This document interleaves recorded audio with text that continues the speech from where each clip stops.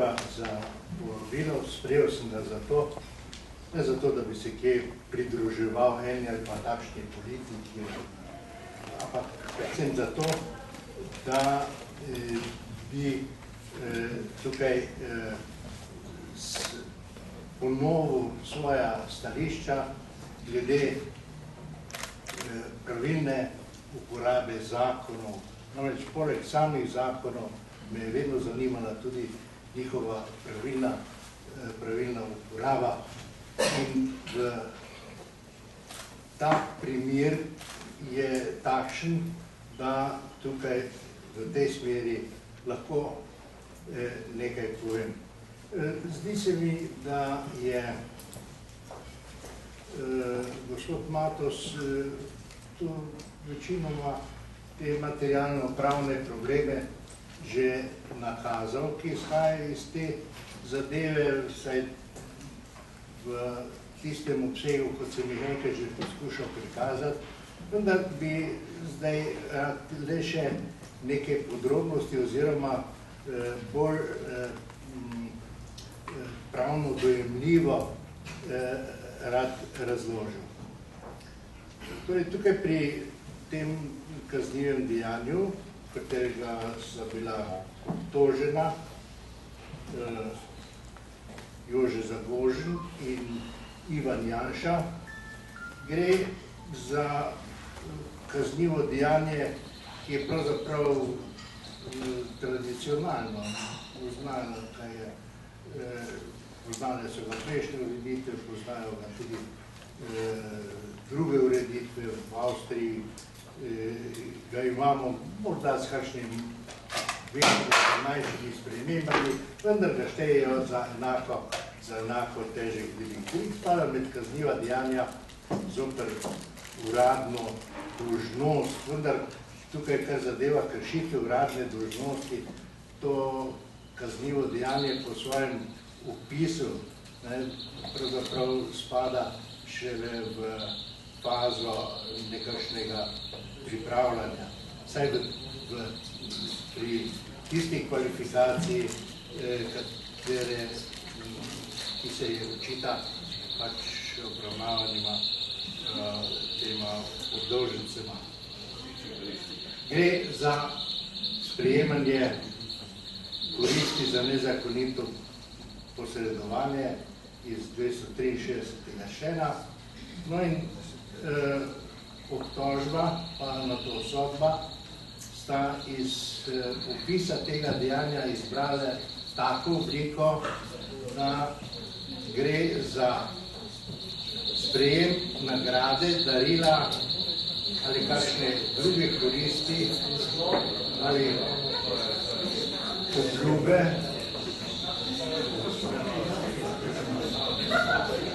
take koristi, da torej prijemnik izkoristi svoj položaj ali vpliv, ki posreduje, da se upravi ali ne upravi kakšno dano dejanje. Torej, tukaj gre za kaznivo dejanje, ki naj ga, kot je že povedal gospod Matos, po obtožbi pa storila v sostorilstvu. Sostorilstvo je tukaj pojmovno nemogoče. Tako kot je recimo sostorilstvo pojmovno nemogoče pri krivem pričevanju.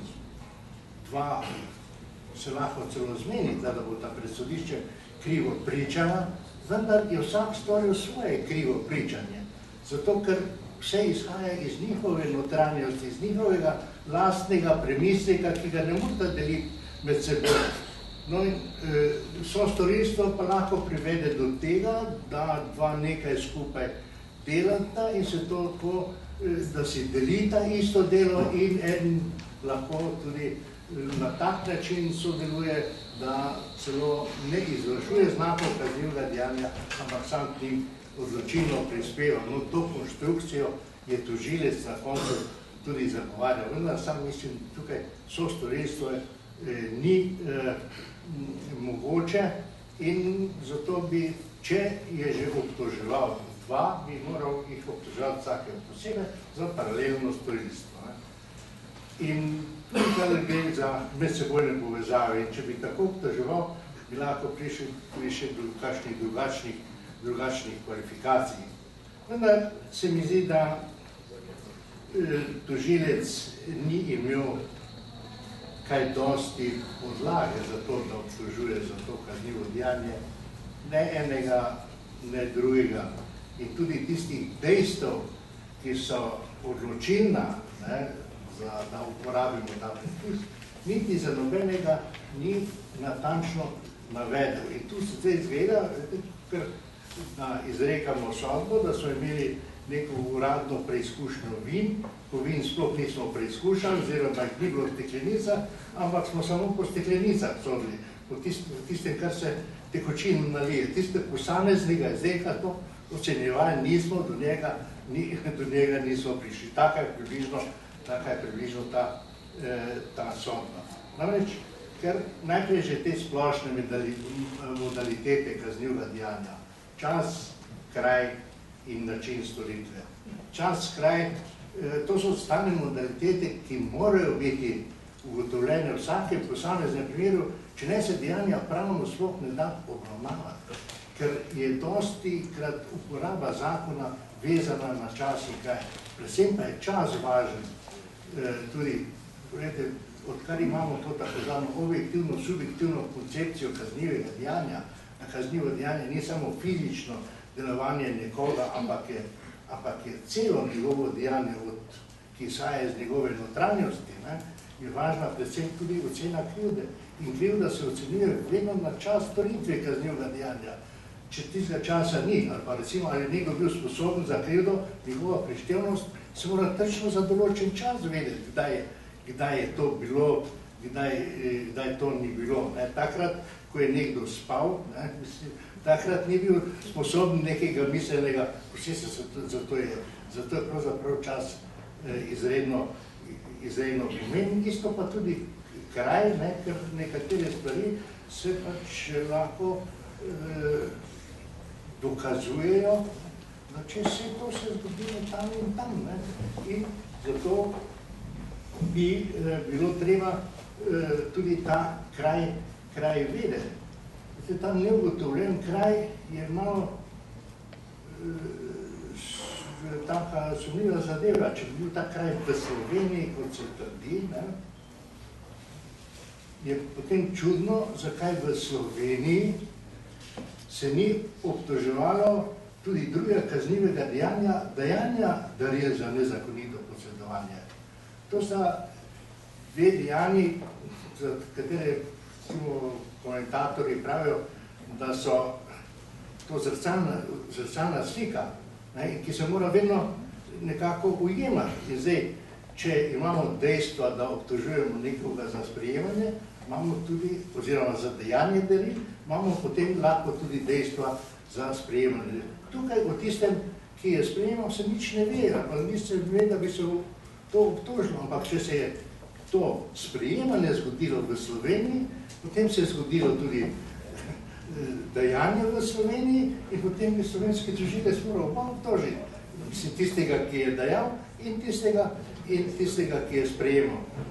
Tako da to je potem samo enostransko, ali pa je to, da pravzaprav ne moremo mi ugotoviti, ali je v bistvu sploh bilo to sprejemanje. Zato je to na neugotovljenem kraju in tako dalje, kjer ne moremo potem najti tistih stičnih točk, da bi to sliko med seboj povezali zrcalno, pa rečemo originalno. No, tukaj je to kaznivo dejanje pri tem v dejanskem pogledu so predvsem tukaj pomembna tista dejstva, kjer gre za človekovo psihično delovanje, ker sprejem obljube, ker tu se očita samo sprejem obljube, ne pomeni goli prejem obljube, da si obljubo enostavno dobil. Jaz sem leto že dobil nekaj obljube, češ podjetje, neka firma na moje ime pošle tako zaprto pismo in pravi not, ja, zadeli ste nagrado pri nas 1700 evrov in lahko tu brezobvezno pridete in to dvignete tam pri nas. Potem še pa z drobnim tiskom napisano, da pa hkrati pa, če sprejmete, pa da tudi lahko mi uporabimo vaše podatke za reklamiranje in podobno in podobno. Vsaj, kljub vsemu, ta moja zasebnost je več vredna kot 1700 evrov in nisem tistega sprejel. In nihče ne more zdaj priti izklicujoč se na tisto, mene slikati in karkoli. Torej, jaz nisem sprejel tiste obljube nagrade. Jaz sem jo samo prejel po pošti. In tukaj gre za sprejetje, moraš ti dati izjavo o sprejemu. In to, da je nekdo dal izjavo o sprejemu, se to mora vedeti, kako je dal to izjavo o sprejemu, oziroma kako je sploh dobil ponudbo, oziroma to obljubo, kako jo je, na kak način jo je dobil in kako je na to obljubo pač reagiral. To je treba v vsakem posameznem primeru vedeti, kako je to potekalo. Zdaj, tukaj piše, potem je tožilec nazadnje napisal, na neugotovljen komunikacijski način, da bi se to naredilo. Ko sem prvič slišal te besede, sem pomislil na to, da pri našem razvoju tehnike je neugotovljen komunikacijski način je najbrž še telepatija. Če gledamo pa druge komunikacijske načine, mogoče pred stoletji, da boš nekaj po računalniku pošiljal, ali pa da boš pošiljal po mobitelu in tako naprej, kar se danes lahko lepo nadzoruje, da ni treba ti neposredno govoriti, to je za taka še pa znanstvena fantastika. Danes je tudi telepatija znanstvena fantastika. Če izločimo, da to je še način, ki še ni ugotovljen, kako se to počenja. Mislim, ta komunikacija. In zdaj, s tem se seveda mi ne moramo izogniti navajanju nekega dejstva, da je nekaj bilo, če je to pač bilo na neugotovljen način, ker to se res s komunikacijo sprejme obljuba in potem tudi da proti obveza, da boš za to obljubo nekaj storil. To se res stori na neko in to bi moralo biti napisano. Ker če pa rečeš na neugotovljen način, rečeš, ne vem, ali to bilo storjeno. To je isto, kot da bi rekel, ne vem, ali to bilo storjeno. Tako da tukaj že ta sam opis napotuje na to, da zadeva ne navaja dejstva. Zadeva bi pa mora, če hočeš nekoga soditi za dejanje. Ne sodiš ga zato, da mu tukaj prebereš, kaj zakon pravi, kaj je kaznivo dejanje. Ampak njemu moraš očitati, kaj je on storil in da potem sodniki pa presodite, ali je to, kar je on storil, že zajeto v tistem, kar pravi zakon. Ta konkretno odpis pa nima nič tega, kaj je on storil izmed tega, kar zakon predvideva. Sprejel obljubo, ne vemo, kako jo je sprejel, ne vemo, kako jo je sploh dobil, ne vemo, potem pa najmanj pa vemo o tistem, kar dejanje pravzaprav spada med kazniva dejanja zoper uradno dolžnost, da bo po sprejemu obljube posredoval in izrabil svoj vpliv za to, da se opravi kakšno kaznivo dejanje. Z beseda kakšno kaznivo dejanje se meni individualizirano kaznivo dejanje. To se pravi dejanje določene vrste, ki ga spada v uradne pristojnosti in določena oseba. To lahko samo napravi uradno dejanje, lahko napravi samo uradna oseba. Torej moram vedeti, na koga bo vplivalo. Sicer se pa vpliva lahko samo na osebe, ne more se vplivati tam na mašinerijo ali pa na kaj takega, ampak se lahko samo na osebe. Torej je, da če nekomu očitam, da bo izrabil svoj vpliv, je treba povedati, na koga bo vplival, ker Vpliv pomeni neko vrste zmožnost usmerjanja nekega človeka, ne vplivati na njega.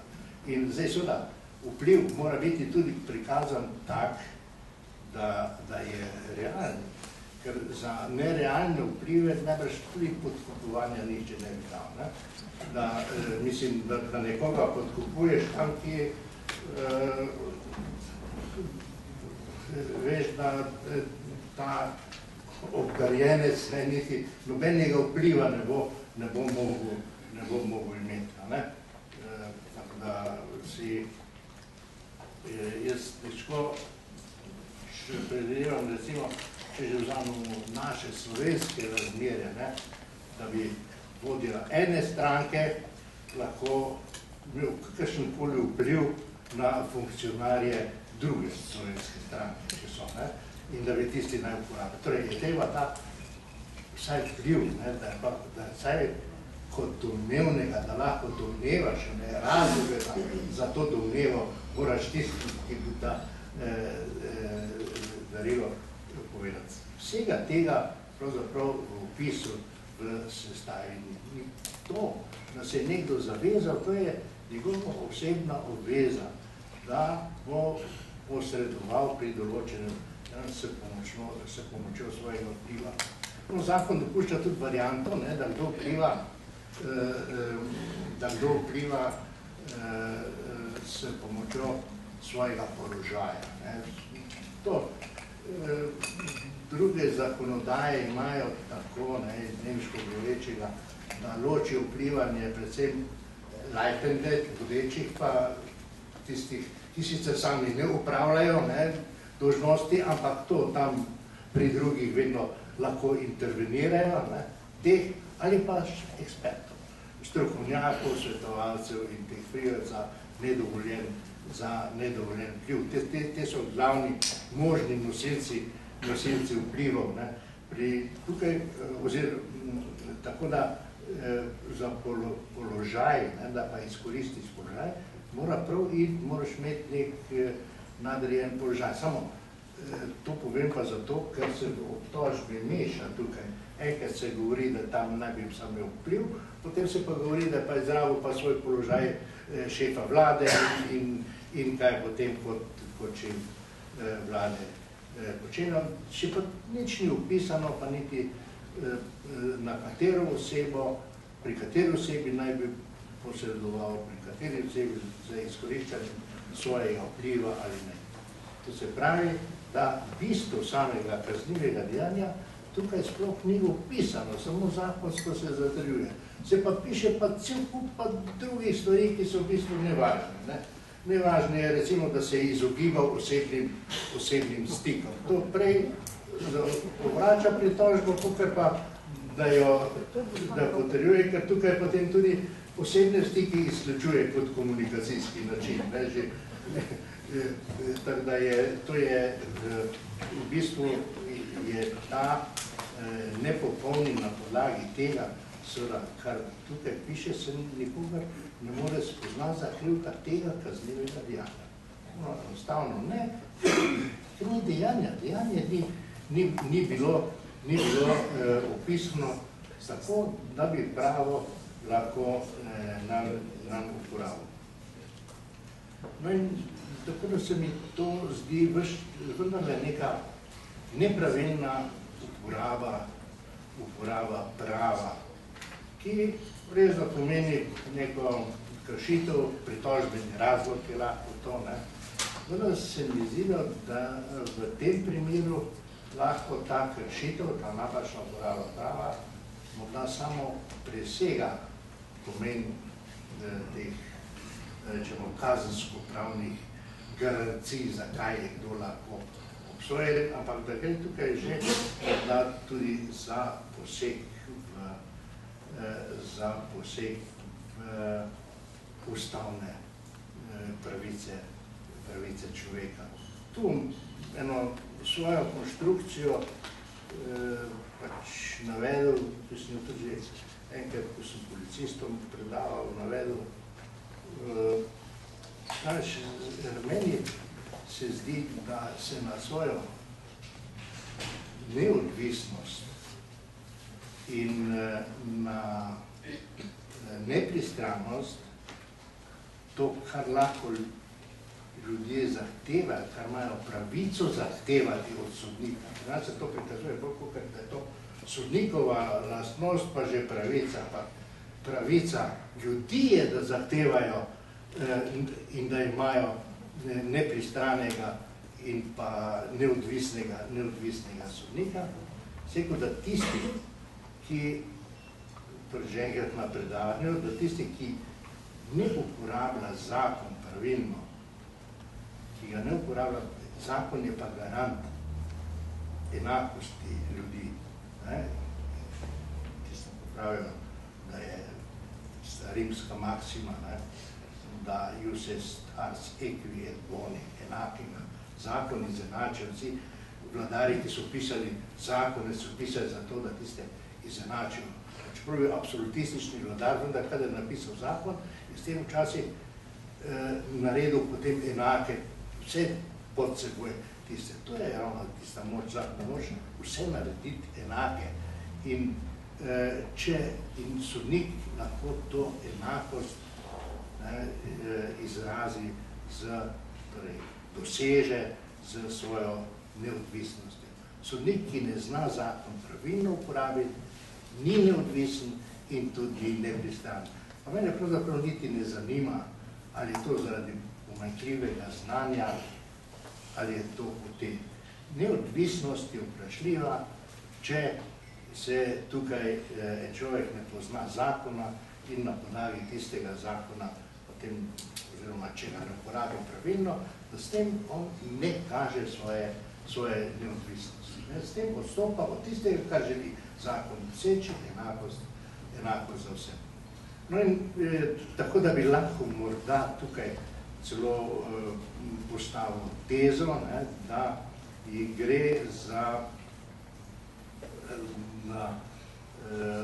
gre za kršitev tudi celo te pravice do sodnega varstva, človekove pravice iz 23. člena, ki pravi, vsakdo ima pravico, da o njegovih pravicah in dolžnostih ter obtožbah proti njemu brez nepotrebnega odlašanja odloča neodvisno, nepristransko in zakonom ustanovljeno sodišče. V tem primeru natančno ne moramo ugotoviti, da tako sodišče, ki ne spoštuje zakona, bilo neodvisno in nepristransko. Je pa še nekaj, da pa taka kršitev, da to pomeni kršitev zakona in hudo kršitev zakona, pa to bi pa pač vodje domines tega procesa, to so tožilec, pa prej, kdo se stavijo obtožbe, pa potem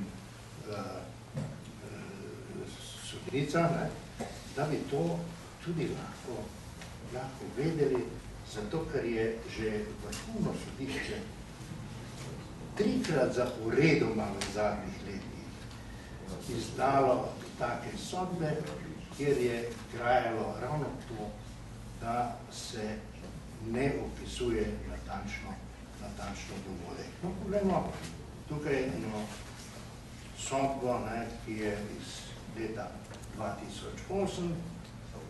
Vrhovno sodišče je kot jedro napisalo v svoji odločbi, opis dejanja kot historičnega dogodka mora vsebovati vsa odločilna dejstva, ki konkretizirajo kaznivo dejanje. Odgovornost tožilca je, da v opisu dejanja navede tudi dejstva in okoliščine, ki omogočajo prvič presojo ali ravnanje, ki se očita obdolžencu predstavljajo resničitev kaznivega dejanja, drugih določitev, kaj je predmet postopka oziroma dokazovanja, in tretjič, v obrambi, da natančno ve, kaj je predmet obtožbe, to pa je predpogoj za uspešno obrambo. To je več kot jasno, je Vrhovno sodišče povedalo. No pa pogledamo na naslednjo sodbo, ki je pa iz leta 2009. Lahko povete številko? Prosim? Lahko povete številko te sodbe? Ja, ena je IPS 101/208, druga je pa ena IPS 113/209. A 2009, ja. Zdaj, tukaj tudi opis ravnanja je navedeno. Opis ravnanja kot kaznivega dejanja mora vsebovati natančno in določno opredelitev izvršitvenega ravnanja, storitve ali oprostitve z navedbo konkretnih okoliščin, ki ga opredeljuje kot historični dogodek. V opisu ravnanja morajo biti tako konkretizirani abstraktni zakonski znaki iz zakonskega opisa kaznivega, zapravo mora biti konkretizirani, ne napisani samo, ampak mora biti konkretizirano, ne samo prepisano tisto, kar piše v zakonu. In še ena IPS 153 skozi 2012, tu je pa v obrazložitvi navedeno,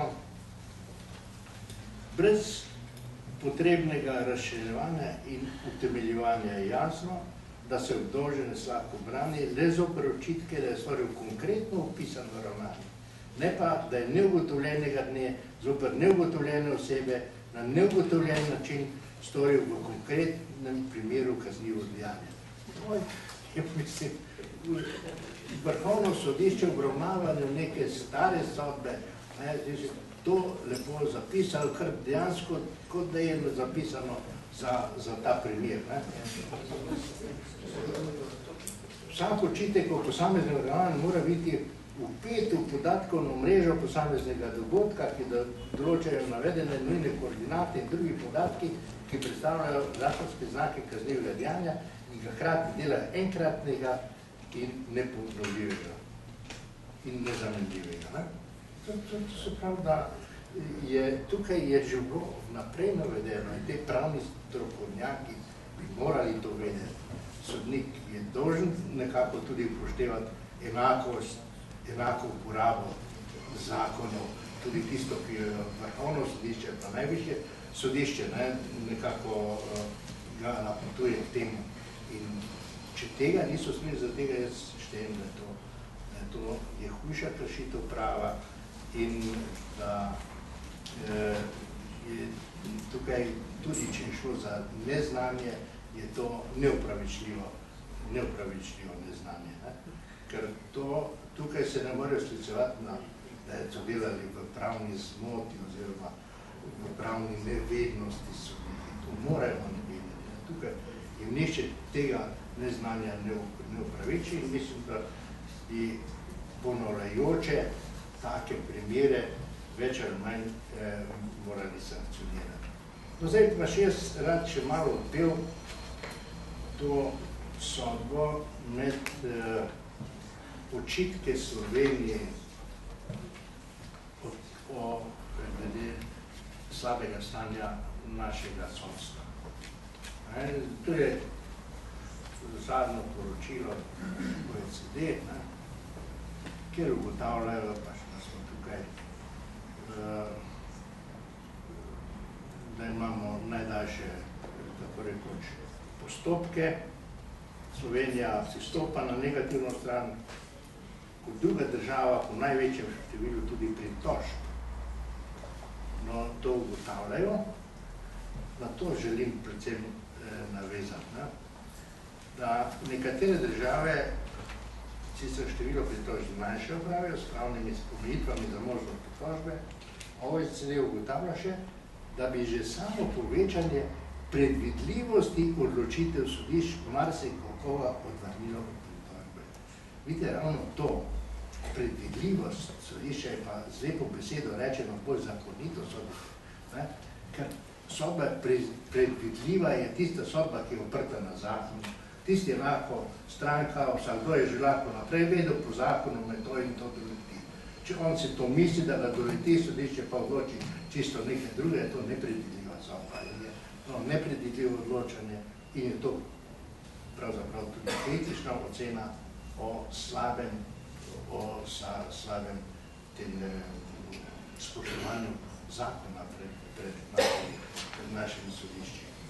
Zdaj še, mi smo si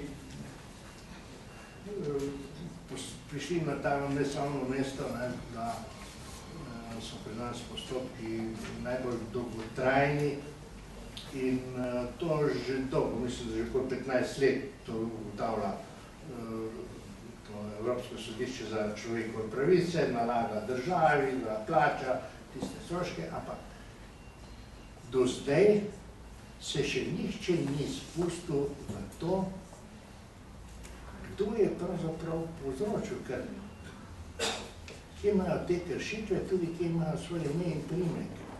Sodišča so se upravičevala, ja, pri nas je preveč zadev, pa zakoni niso v redu, pa ne vem, kaj vedno premalo sredstev je, pa prostorov ni dovolj, pa nimamo še te elektronske naprav, pa vsega tega, zato ker je dovolj počasno.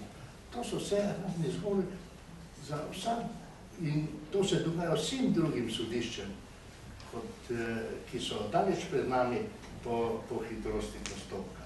Tako da to ni mogel biti razlog, ampak tiste zadeve, ki so za po vrsti prihajale, bilo treba analizirati, pa videti, kdo je tisto povzročil, pa videti, kaj odzadaj za tem stoji. Ampak tega se ni delalo. Glavno se je začelo se to pri civilnih primerih. In civilni primeri so, v glavnem so to bili upniki, a ne dolžniki, ne upniki, ki so se čutili prizadevati in so iskali zaščito pred Evropskim sodiščem. Mi običajno mislimo, da upnik je tisti, ki se izogiba vsemu, pa to, pa tudi takem. Tu so pa dolžniki zahtevali, da se to. Zakaj so pa to zahtevali? Zato, ker je ta dolgotrajnost udarila. Takrat začelo se je to, ko so bile takrat enormne in še obračunavale so te zamudne obresti. Obračunavale so po obrestnem računu in če si ti imel nekega takega dolžnika, ki mu je sodišče vleklo to in si dobival zaradi tega zamudne obresti, je to bila najboljša naložba. Boljše naložbe tako rekoč ni bilo. Boljših obresti nisi mogel nikjer dobiti, kot so tiste obresti.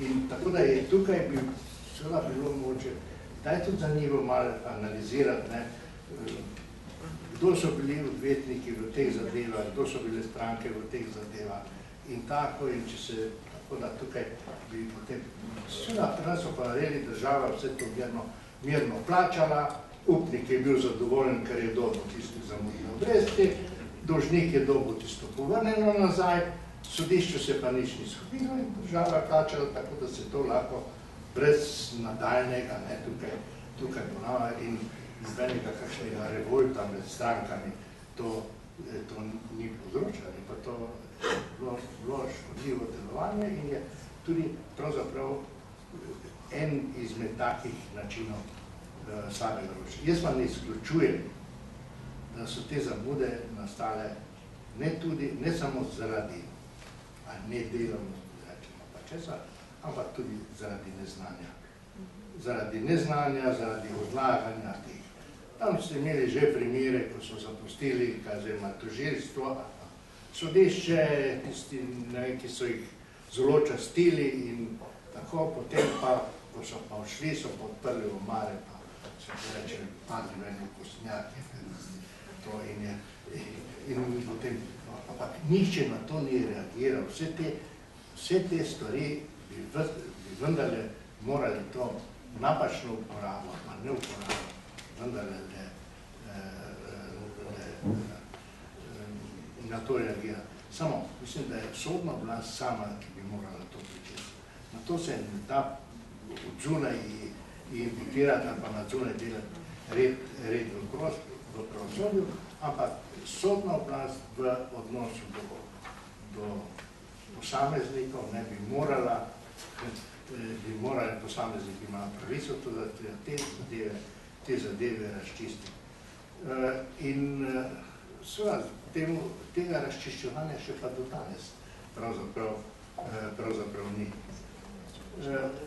Ko se je ta kazenski zakonik KZ-1 sprejemal, je bilo sprejeto tudi kaznivo dejanje, ki ga sicer poznajo druge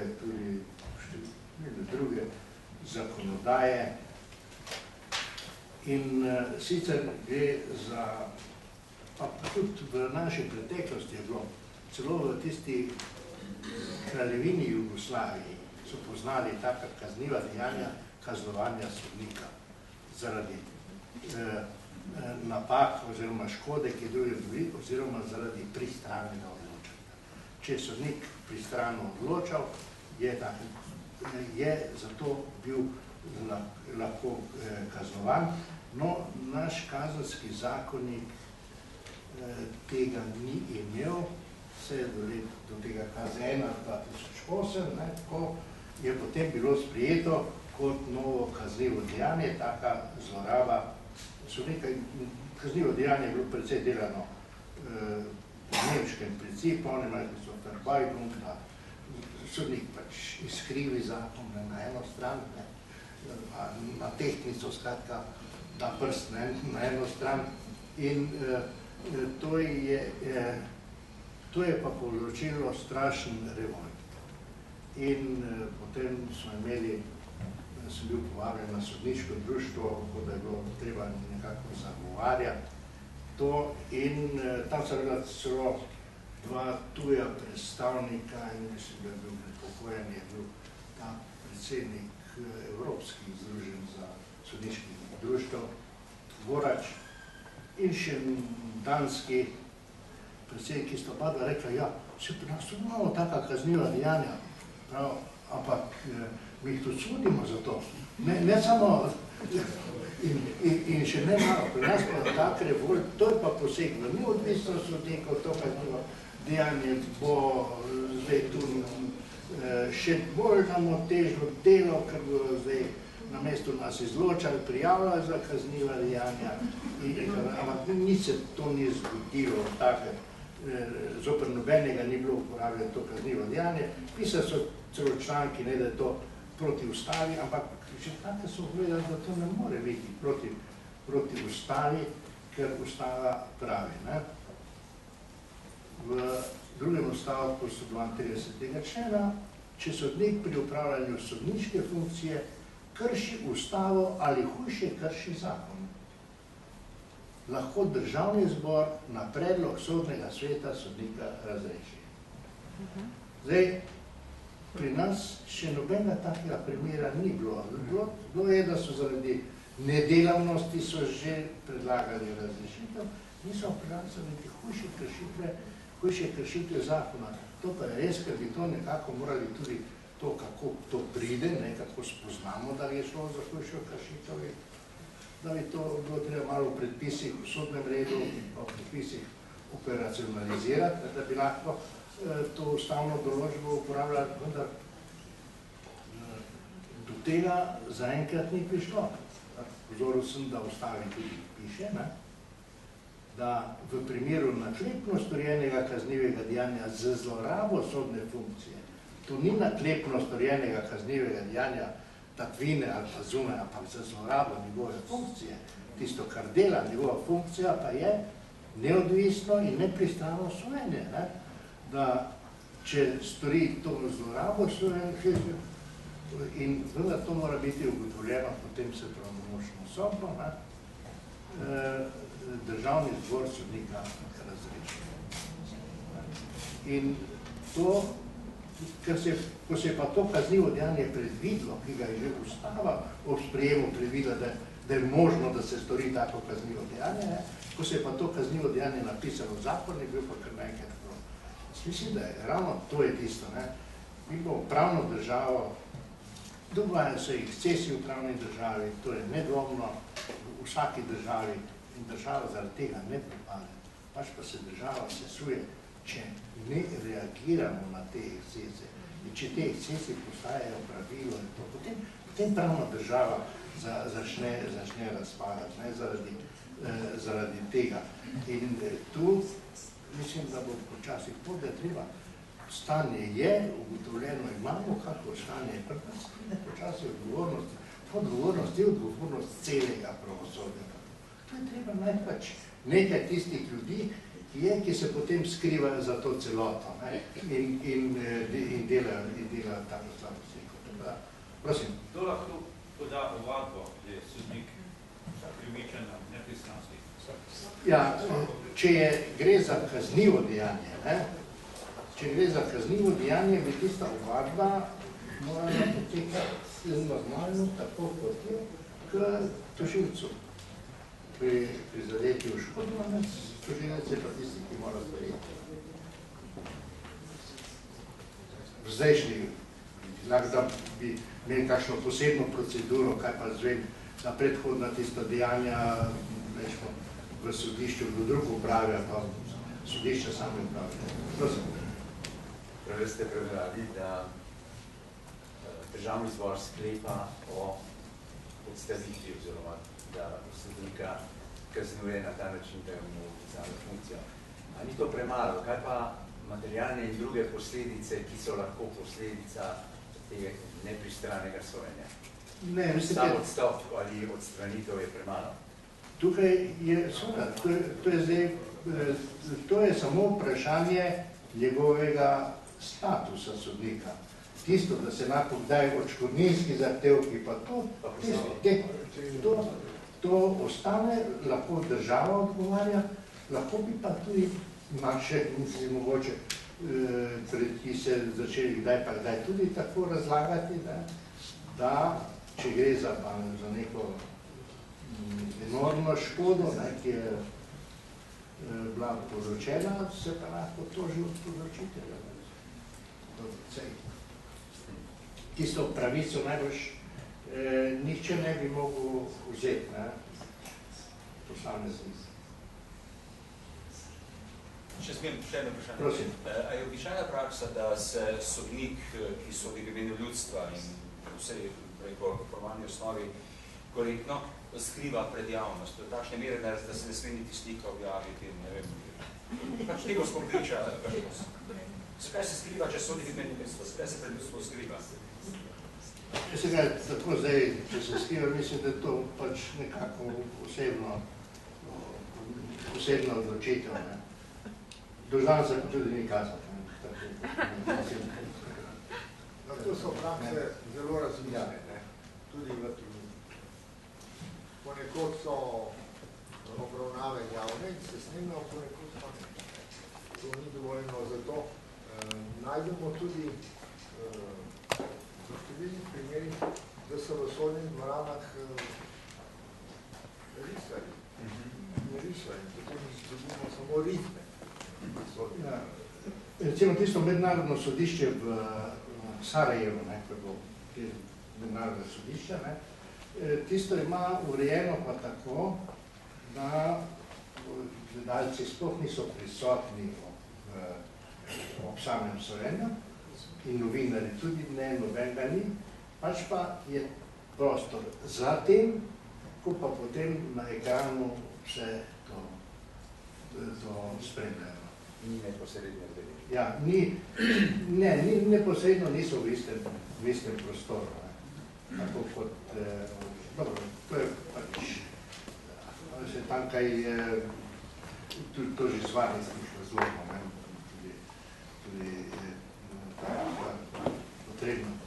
Ampak tukaj nisem mislil jaz to na sodišču, da se skrivala. Ne, povedajte, zdaj v javnosti. Zdaj, sploh razsojena, zakaj bi se nekdo skrival, pa tudi bi nadaljeval s vprašanjem, kdaj pa minete razlog, da se nekaj skriva, da se ne mora skrivati celo življenje. In zakaj? Pri Balkanskem bojevniku se nišče skrival, pred nami se pa, jaz sem tudi namreč eden izmed obsojenih, se pa skriva. Čemu? Zakaj? Ja, jaz ne vem, toliko je, mislim, da je to njihova, da to ni njihova obveza, da se kaže javnost. In